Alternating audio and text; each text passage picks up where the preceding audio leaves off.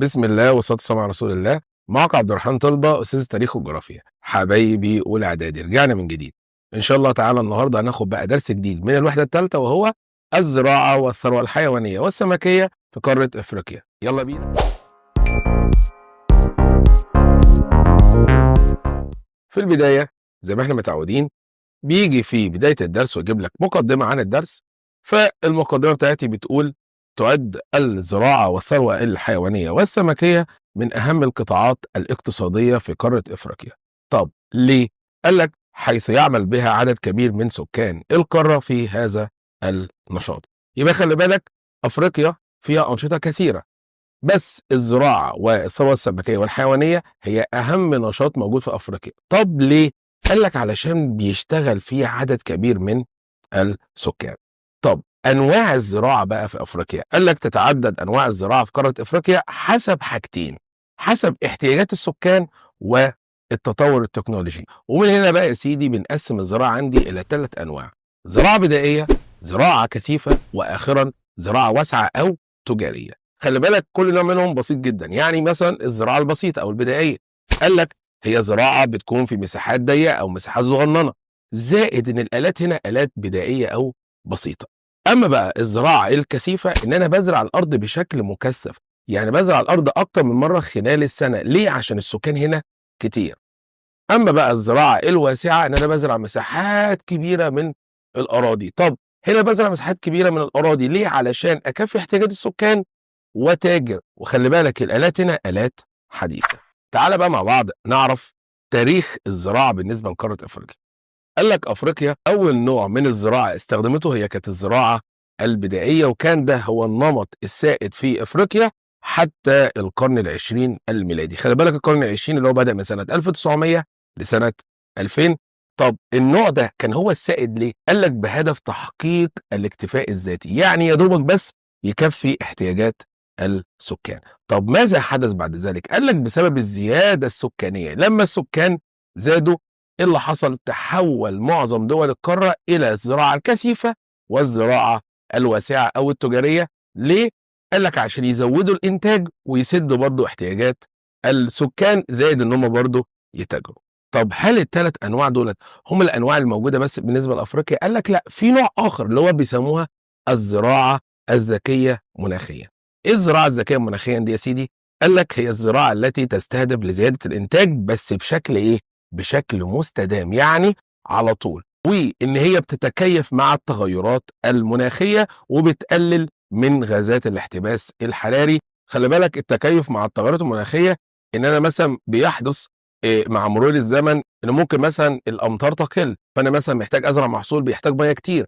فهنا بقى هقدر إن أنا أعمل حاجة في المحصول إن هو يقدر يتكيف مع التغيرات المناخية، أو أزرع محاصيل الهدف منها ان هي تقلل من الغازات الاحتباس الحراري. مثال على ذلك مثلا الذره او فول الصويا او قصب السكر، ومثلا عندي الفانيليا وعندي الزنجبيل. كل دي محاصيل بستخدمها ان هي بتقلل من غازات الاحتباس الحراري. ان انا هنا ابدا ان انا ازرع الارض بتاعتي بشكل مستدام مع الحفاظ على البيئه، عن طريق بقى ان انا اعمل حاجه اسمها الدورات الزراعيه، عن طريق ان انا اوعي المزارعين ازاي يزرعوا، عن طريق ان انا استخدم الاسمده العضويه مش الاسمده الغير عضويه. طب تيجي بقى تسالني مين بقى الدول اللي في افريقيا بتعتمد النوع ده؟ قال لك مدي لك 3 دول اللي هم مين؟ اللي هو مصر وغانا ومالي. ال3 دول دول بيعتمدوا اللي هي الزراعه الذكيه مناخيا. ليه؟ علشان يواجهوا التاثيرات السلبيه اللي بتحصل بالنسبه للتغيرات المناخيه على الزراعه. ليه؟ عشان يحققوا الامن الغذائي اللي هو المستدام. نيجي بقى لمساحه الاراضي الزراعيه في افريقيا. قال لك الأراضي الزراعية في أفريقيا تمثل خمس مساحة، الكلام ده لعام 2022. طب هي مركزها الكام في العالم؟ قال لك هي مركزها الثالث في العالم، بعد مين؟ بعد قارة آسيا وقارة أوروبا. يعني لو احنا رتبنا مساحات الأراضي الزراعية بالنسبة للعالم، الأول آسيا ثم أوروبا والثالث طبعا أفريقيا. طب الأراضي الزراعية بقى اللي موجودة في أفريقيا موجودة فين أو متمركزة فين؟ قال لك موجودة عندي في 3 مناطق، اللي هي المناطق الساحلية والمناطق الفيضية وأخيرا المناطق البركانية. لو ركزنا مع بعض على الخريطة هتلاقي إن المناطق الساحلية دي موجودة في شمال غرب القارة والغرب والجنوب والجنوب الشرقي. يعني المناطق اللي هي بتطل على سواحل البحر المتوسط والمحيط الأطلنطي والمحيط الهندي. خلي بالك بقى تاني منطقة عندي اللي هي مناطق السهول الفيضية والدلات النهرية اللي هي بيسموها دلتا النهر. زي مين؟ طبعا زي نهر النيل ونهر النيجر ونهر الكونغو ونهر الزنبيزي وآخرا نهر أورنج. أما بقى المناطق الثالثة اللي هي مناطق التربة البركانية في إفريقيا. ليه؟ طبعا بسبب الطفوح البركانية. نيجي بقى لأهمية الزراعة في إفريقيا. قال لك تعد الزراعة هي إحدى الركائز الرئيسية للاقتصاد الإفريقي. طب إيه دليلي؟ قال لك حيث تأتي قارة إفريقيا في المرتبة الأولى عالميا من حيث نسبة العاملين في هذا النشاط، لأن بيشتغل فيها 50% من القوة العاملة. يعني خلي بالك أهمية الزراعة في أفريقيا إن هي بيشتغل فيها 50% من السكان. طب ليه بقى 50% من السكان بيشتغلوا في الزراعة؟ قال لك بسبب اعتماد الزراعة في معظم مناطق القارة على الأيدي العاملة. يعني الزراعة الواسعة والتجارية خلي بالك في أفريقيا مش كتيرة قوي. طب إيه بقى أنواع المحاصيل اللي تزرع في أفريقيا؟ قال لك تتنوع المحاصيل في قارة أفريقيا. طب التنوع ده يعمل لي إيه؟ قال لك يعمل لك الاكتفاء الذاتي زائد إن هو بيخش في التجارة. طب عندي بقى المحاصيل تتنوع عندي إلى 4 أنواع: حبوب غذائية، محاصيل ضرانية، ومحاصيل منبهات، وآخرا محاصيل نقدية. الحبوب الغذائية زي الذرة الرفيعة، أما الضرانية زي الكسافة واليام، أما المنبهات زي الكاكاو والبن والشاي، أما بقى النقدية زي القطن والمطاط الطبيعي. تعالى بقى مع بعض نشوف كل محصول أهميته إيه، وأفريقيا بتنتج منه قد إيه، وأول دولة فيه إيه. أولا الذرة الرفيعة، قال لك أهميتها تستخدم كغذاء للإنسان والحيوان. أفريقيا بتنتج منه أكثر من نصف الإنتاج العالمي، يعني 50% من الإنتاج العالمي موجود في قارة أفريقيا بالنسبة للذرة. ننتقل بقى للمحاصيل التانية اللي هي المحاصيل الضرانية اللي هي زي الكسافة واليام. قال لك الكسافة واليام دولت بيتزرعوا في المناطق الاستوائية، يبقى خلي بالك بتزرع في المناطق الاستوائية. الكسافة دي شبه البطاطا، أما اليام قال لك لونها الخارجي شبه البطاطس. أهمية الكثافة واليام إن الاتنين بيخشوا في صناعة الخبز، بس الكثافة ممكن تتاكل نية. أما بقى بالنسبة لليام طبعا بتطحن وبتتعمل زي كأنها عيش أو خبز. الكثافة إنتاج أفريقيا قال لك نحو ثلثي الإنتاج العالمي، الثلثي يعني 67%. أما بالنسبة لليام أفريقيا بتنتج منه 98% من الإنتاج العالمي. ما شاء الله أفريقيا بتستأثر اليام بالنسبة للعالم. تالت بقى نوع عندي اللي هو محاصيل المنبهات. قال لك افريقيا هي من اكبر منتجين المحاصيل ديت، واهميتها انها بتخش في التجاره. كل بقى محصول عندي مثلا الكاكاو قال لك بيزرع في غرب افريقيا، وافريقيا بتنتج منه حوالي 70% من الانتاج العالمي. اما البن بيزرع في شرق ووسط وغرب افريقيا، وافريقيا بتنتج حوالي خمس الانتاج العالمي اللي هو 20%. اما بقى الشاي بيتزرع في شرق افريقيا، وافريقيا بتنتج منه حوالي عشر الانتاج العالمي. اخر بقى محصيل عندي اللي هي المحاصيل النقديه، وسميت بنقديه ليه؟ لان انا بزرعها من اجل التجاره، وان انا بحصل منها على النقد الاجنبي يعني العمله الصعبه. بتتقسم بقى عندي الى نوعين اللي هو القطن والمطاط. قال لك القطن اهميته بيخش في صناعه المنسوجات، وافريقيا بتنتج للاسف كميات قليله منه، واشهر دولتين عندك هم مصر والسودان، وبينتجوا القطن اللي هو طويل التيله. اما بقى بالنسبه للمطاط الطبيعي قال لك بيستخدم في صناعه اطارات الطائرات والسيارات، وافريقيا بتنتج حوالي عشر الانتاج العالمي طبعا زي مين؟ زي الشاي. اخر بقى جزء بالنسبه للزراعه وهي المشكلات اللي موجوده بالنسبه للزراعه في افريقيا. عندي كام مشكله؟ عندي 4 مشكلات ممثله في الجفاف والفيضانات، 2 تدهور التربه الزراعيه، 3 هجمات اسراب الجراد، اخرا الصراعات وضعف التمويل. اول بقى مشكله عندي وهي الجفاف والفيضانات. طبعا الجفاف يحدث بسبب نقص سقوط الامطار، فهنا طبعا بقى المطر لما يقل فيحدث جفاف، فيؤدي الى قله مساحه الاراضي الزراعيه. اما بقى بالنسبه للامطار الغزيره قال لك يؤدي ذلك الى حدوث فيضانات قويه. الفيضانات دي بتعمل على تجريف التربه وتدمير المحاصيل، فبالتالي برضه يحدث انخفاض في انتاجيه الاراضي الزراعيه. يبقى خلي بالك انخفاض الانتاجيه اللي هو انخفاض المحاصيل خاص بمين؟ خاص بالفيضانات. اما بقى قله المساحه دي خاصه بالجفاف. تاني مشكله عندي وهي تدهور التربه الزراعيه. طب التدهور ده بسبب ايه؟ قال لك بسبب حاجتين. اول سبب عندي اللي هو ضعف شبكات الري والصرف، تاني سبب عندي التعريه. قال لك ضعف شبكات الري والصرف تؤدي الى ارتفاع نسبه الميه والاملاح في التربه، يعني الارض بتاعتك ما بقاش فيها شبكات صرف صحيحه، فالميه بتفضل موجوده على طول في الارض، فبيحدث ايه؟ بيحدث تملح للتربه. طبعا التملح يؤدي الى تدهور التربه. اما بقى التعريه اللي هي عمليه النحت والنقل والارساب، التعريه دي بتكون عن طريق الرياح او الامطار او الرعي الجائر. تالت بقى مشكله عندي وهي هجمات اسراب الجراد. قال لك الجراد موجود في افريقيا بشكل كبير جدا، وموجود على اطراف المناطق الصحراويه، ويبدا ان هو يتحرك نحو مناطق البحر المتوسط والسافانا. طب الجراد الصحراوي ده قال لك يعد من اخطر انواع الجراد. ليه؟ لانه يؤدي الى تدمير مساحات كبيره من المحاصيل الزراعيه، زي ما حدث في شرق افريقيا سنه 2020. اخر بقى مشكله عندي وهي الصراعات وضعف التمويل. قال لك الزراعه في افريقيا تتاثر بالصراعات المسلحه والحروب اللي بتحدث داخل الدول الافريقيه. اما بقى بالنسبه لضعف التمويل، ان الدوله ما بتصرفش فلوس علشان تعمل زي بحوث كده زراعيه عشان تطور الانتاج، فطبعا الامر ده بيأثر بالسلب على تطوير القطاع الزراعي. نيجي بقى لتاني نشاط عندي وهو الرعي والثروه الحيوانيه في افريقيا. طبعا بقى الرعي بيتم في مناطق بتسمى المراعي اللي هي حشائش السافانا والستبس. قال لك مساحه المراعي في افريقيا حوالي ربع مساحه المراعي اللي موجوده في العالم، برضه حسب اللي هو 2022. وافريقيا بالنسبه للعالم بتاتي في المرتبه الثانيه بعد طبعا قاره اسيا. فخلي بالك الزراعه افريقيا الثالث، اما بقى بالنسبه للمراعي افريقيا الثاني. طب افريقيا بقى بترعى فين؟ قال لك بترعى في اكتر من مكان، عندك اللي هي حشائش السافانا والاستبس، واخيرا المناطق الصحراويه.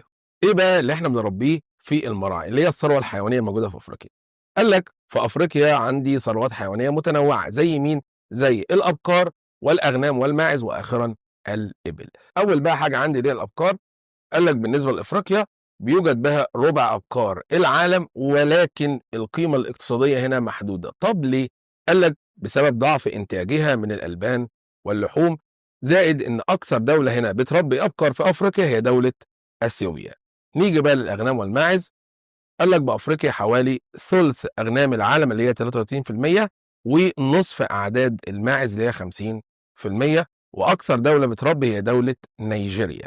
اما بقى الحيوان اللي موجود عندك بنسبه كبيره جدا وهو الابل، قال لك في افريقيا حوالي 84% من الابل، ومعظمها موجوده في المناطق الصحراويه، واكثر دوله بتربيها هي دوله تشاد. فالابقار اول دوله اثيوبيا، الاغنام والماعز نيجيريا، الابل تشاد. طب اهميه بقى الثروه الحيوانيه عندي. قال لك الرعي يعتبر برضو اساس الاقتصاد، بس فين؟ في المناطق الجافه وشبه الجافه. يبقى خلي بالك الرعي مهم في افريقيا في المناطق اللي هي جافه وشبه جافه. طب ايه دليلي؟ قال لك لان المناطق دي بتوفر فرص عمل لاغلبيه السكان اللي عايشين في غرب ووسط القاره. طب الثروه الحيوانيه ديت قال لك برضه بتوفر لي عائدات ماليه من النقد الاجنبي، وبتعزز من اقتصاد الدول المصدره لها. يعني الدول اللي بتصدر الحيوانات دي طبعا بيجي لها فلوس. فالدول بقى اللي هي بتصدر الثروه الحيوانيه زي السودان، كينيا، الصومال، واخيرا اثيوبيا، وبيصدروا الثروه الحيوانيه ديت لدول الخليج العربي. يبقى خلي بالك اهميه الثروه الحيوانيه في افريقيا عندي حاجتين: بتوفر فرص عمل وبتجيب لك فلوس. ولكن الثروه الحيوانيه زي برضو الزراعه عندها برضو مشاكل. قال لك من مشكلات الثروات الحيوانيه عندي 3 مشاكل ممثله في مين؟ الجفاف، عادات وتقاليد بعض القبائل الافريقيه، واخيرا الصراعات السياسيه ومشكلات التنقل الرعوي عبر الحدود. اول مشكله اللي هي الجفاف، اللي هي تذبذب كميه الامطار. قال لك الامطار للاسف لما يحدث لها تذبذب، يعني مره تنزل مره ما تنزلش، الامر ده يؤدي الى نمو المراعي او اختفائها. طب ماذا يحدث؟ قال لك يؤدي الى نفوق اعداد كبيره من الحيوانات، يعني موت اعداد كبيره من الحيوانات. تاني بقى مشكله عندي وهي عادات وتقاليد بعض القبائل الافريقيه. قال لك انت عندك مشكلتين بالنسبه للعادات. اول مشكله عندي بيقتصر استخدام الثروه الحيوانيه عند بعض القبائل على حاجتين. يعني بعض القبائل بتستخدم الثروه الحيوانيه في حاجتين: اول حاجه اللي هي شرب الالبان، تاني حاجه اللي هو دفع المهر عند الزواج. زي كان في فيلم كده لعادل امام برضو كانت في جمله كده بالنسبه للمهر ده: تجوزني بنتي اللي بتاخد 50 بجره. تجوزني بنتي اللي بتاخد 50 بجره. تاني بقى عاده او تقليد عندي بالنسبه للقبيله ان ملكيه الثروه الحيوانيه للقبيله ليست للافراد. يعني الحيوانات اللي موجوده للقبيله كلها، يعني مش خاصه بفرد واحد له الاحقيه ان هو يشتري او يبيع او يتصرف فيها. الثروه الحيوانيه الموجوده للقبيله كلها. ثالث بقى مشكله عندي اللي هي الصراعات السياسيه والمشكلات التنقل الرعوي عبر الحدود. قال لك المشكلات السياسية ديت تؤدي إلى هجرة أعداد كبيرة من الشباب إن هو يشتغلوا في حرف أخرى، فطبعا ده بيأثر بالسلب على الثروة الحيوانية، لأن طبعا الرعاة بيتنقلوا من مكان لآخر. في بعض الدول بقى بتمنع التنقل ده أو بتحط ضرائب على التنقل ده، فالأيدي العاملة تقول لك إيه، أنا إيه اللي يجبرني على هذا، فيسيب الحرفة دي ويروح لحرفة أخرى. نيجي بقى لآخر نشاط عندي وهو الثروة السمكية في أفريقيا. قال لك أفريقيا بتساهم بنسبة قليلة من الإنتاج العالمي للأسماك، طبعا وفق برضو العام 2022، حيث أن هي تقع في المرتبة الرابعة في الإنتاج العالمي. أفريقيا بقى بتأتي بعد آسيا، وعندك أوروبا، وعندك ما شاء الله أمريكا الشمالية، فهي طبعا الترتيب اللي هو إيه الرابع. نيجي بقى لمصايد الأسماك اللي هي الأماكن اللي احنا بنصطاد منها السمك في أفريقيا. قال لك أنت عندك نوعين من المصايد، مصايد طبيعية ومزارع سمكية. المصايد الطبيعية قال لك أفريقيا بتنتج منها حوالي 82% من إنتاجها السمكي، يعني معظم الإنتاج السمكي في أفريقيا موجود في المصايد الطبيعية. وبيقسموا هذه المصايد إلى نوعين، مصايد بحرية ومصايد داخلية. مصايد بحرية يعني بتطل على البحار والخلجان والمحيط، أما بقى المصايد الداخلية اللي هي زي الأنهار والبحيرات. المصايد البحرية الموجودة عندك اللي هي بتطل على المحيط الأطلنطي والمحيط الهندي أو البحر الأحمر والبحر المتوسط. أما بقى المصايد الداخلية زي الأنهار والبحيرات الموجودة داخل القارة. أهم بقى الدول اللي في إفريقيا اللي عندها المصايد الطبيعية، أول دولة طبعا المغرب، تاني دولة اللي هي موريتانيا. نيجي بقى للمزارع السمكية. قال لك أفريقيا اتجهت إلى الاستزراع السمكي ليه؟ لسد حاجة السكان. وطبعا أفريقيا بقى بتنتج النسبة المتبقية، قلنا اللي هي الطبيعية كام؟ 82%، الله ينور عليك. أما بقى بالنسبة للمزارع حوالي 18% من الإنتاج السمكي. أهم بقى الدول اللي بتنتج عن طريق المزارع السمكية، طبعا مصر هي المركز الأول ونيجيريا المركز الثاني. خلي بالك برغم ان مصر هي اول دوله في الاستزراع السمكي، الا ان هي بتاتي اول دوله في افريقيا في استيراد الاسماك برغم الانتاج بتاعها كبير. هنا بقى تسالني سؤال، ليه مصر تستورد اسماك كثيره برغم ان هي عندها المصايد دي كلها؟ قال لك بسبب الزياده السكانيه. نيجي بقى لاهميه الثروه السمكيه.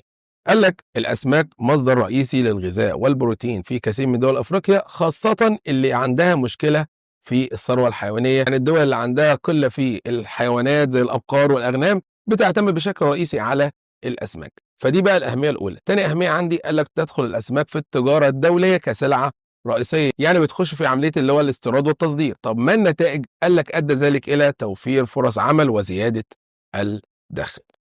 والثروة السمكية برضو زي الزراعة وزي الرعي برضو فيها مشاكل. فقال لك مشكلات الثروة السمكية إن أفريقيا بتعاني من عدة مشاكل. إيه دليلي؟ قال لك عندي مشكلتين.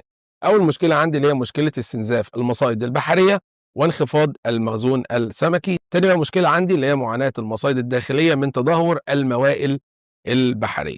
أول مشكلة اللي هي استنزاف المصايد الداخلية قال لك بسبب حاجتين: عدم إحكام الرقابة على أساطيل الصيد الضخمة زائد الصيد الغير القانوني. أما بقى مشكلة معاناة المصايد الداخلية من تدهور الموائل البحرية. إيه الموائل البحرية دي يا سيدي؟ قال لك هي منطقة طبيعية مأهولة بنوع واحد أو أكثر من نوع من الكائنات البحرية. للأسف الموائل ديت بتكون متدهورة، وبرضه هنا بيحدث إفراط في الصيد، يعني بيحدث هنا حاجة اسمها الصيد الجائر. نيجي بقى لآخر جزء عندي. أنا قلت إن أنا عندي مشاكل في الزراعة وعندي مشكلة في الرعي وعندي مشاكل في الثروة السمكية. طب إيه الحل؟ قال لك بقى جهود أفريقيا بالنسبة للتنمية الزراعية والحيوانية والسمكية. قال لك بقى أطلق الاتحاد الأفريقي سنة 2002 برنامج شامل للتنمية الزراعية. ليه؟ عشان يحقق الأمن الغذائي في أفريقيا. وعمل برضو مبادرات. قال لك المبادرات دي بتركز على تحسين إدارة الموارد الرعوية والعناية بصحة الحيوان، وآخرا تنظيم حركة انتقال الرعاة بشكل آمن بين الدول، علشان اللي هي الأيدي العاملة بالنسبة للرعي ما يزهقوش فيسيبوا الحرف. تالت بقى حاجة عملتها أفريقيا اللي هي تبني التقنيات الحديثة في الزراعة والاستثمار في البحوث الزراعية علشان يطوروا الإنتاج. آخر بقى حل اللي هو التوجه نحو الاستزراع السمكي. وطبعا مصر بتدرب الكوادر الفنية في أفريقيا عشان تساعد في تنمية المزارع السمكية. طب ده بالنسبة لأفريقيا. أما بقى بالنسبة لمصر، قال لك مصر عملت 3 حاجات. إيه هم؟ إقامة العديد من المشروعات القومية للاستصلاح الزراعي وتوفير المياه اللازمة لذلك عن طريق معالجة مياه الصرف الزراعي أو بتحلي مية البحر أو تحلية المياه الجوفية. تاني حل اللي هو العمل على زيادة الاستثمار في البحوث الزراعية لزيادة الإنتاج الزراعي. طبعا الأمر ده يؤدي إلى تحقيق الاكتفاء الذاتي من المحاصيل وزيادة الصادرات الزراعية. آخر بقى حل عندي اللي هو التوسع في الاستصراع السمكي. ليه؟ عشان نحقق الاكتفاء الذاتي، زي مشروع اسمه بركة غليون. طبعا المشروع ده كبير جدا وبيتم فيه حاجة اسمها الاستصراع السمكي، وطبعا مصر هي من أوائل الدول في أفريقيا في الإنفاق على البحوث الزراعية والتطوير الزراعي. وبكده أكون الحمد لله تعالى خلاص الدرس بتاعي، واستنوني إن شاء الله تعالى في الفيديو الجاي مع التعدين والطاقة والصناعة في أفريقيا. وفي الختام، سبحانك اللهم وبحمدك، أشهد أن لا إله إلا أنت، أستغفرك وأتوب إليك، والسلام عليكم ورحمة الله وبركاته.